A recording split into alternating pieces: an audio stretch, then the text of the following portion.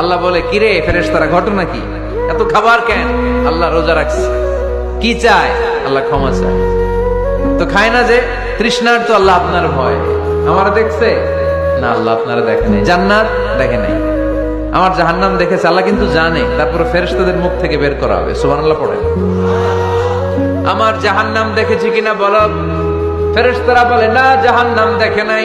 আমার জান্নাত দেখেছে কিনা বলো। জান্নাতও দেখে নাই, কিছুই দেখে নাই, আপনারেও দেখে নাই। আল্লাহ এবার খুশি হয়ে যাবে।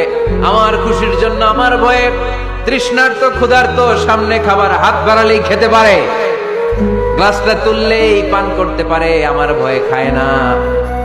আমার ক্ষমা চায়, আমার কাছে ক্ষমা প্রার্থনা করে। এখন আমার বান্দা যা দোয়া করবে, বান্দার সব দোয়া আমি কবুল করে নেব।